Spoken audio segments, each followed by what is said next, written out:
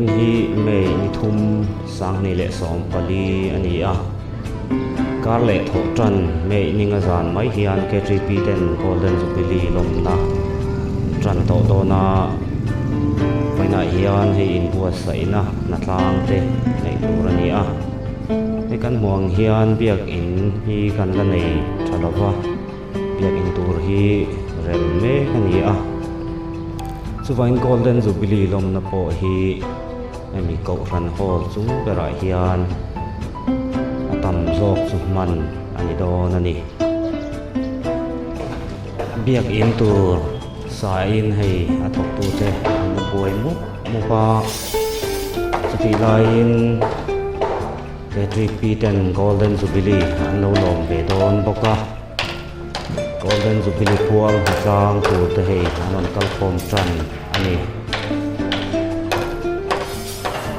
decoration lampang te an che a flek po a phe hep flek to mai ngoi to khop mai voin hatlang hi kan han tho lui thei lo thil te nia sing thok so ka ro chu kan tha a thenan lo thum e boka te hian rit choi tu ro om lem lo boka chak mel pui po an la thuri ani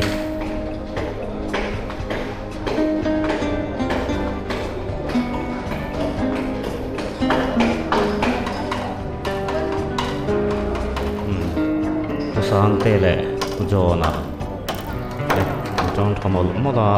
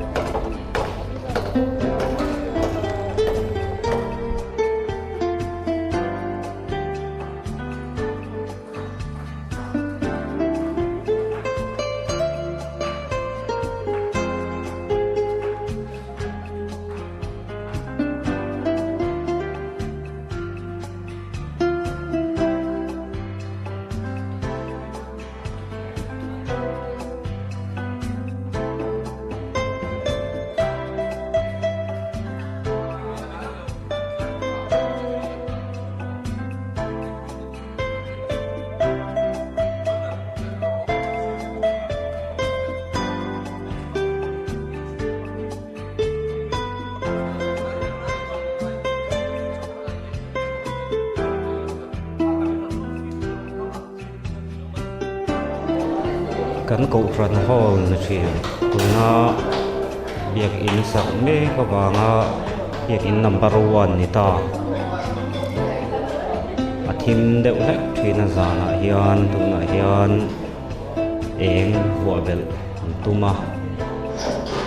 na hian an eng huwa bel tu te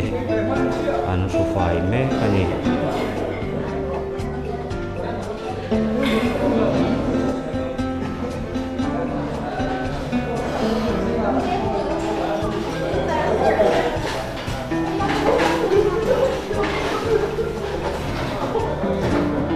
mei ninga kar le tho tran mai hi ni to a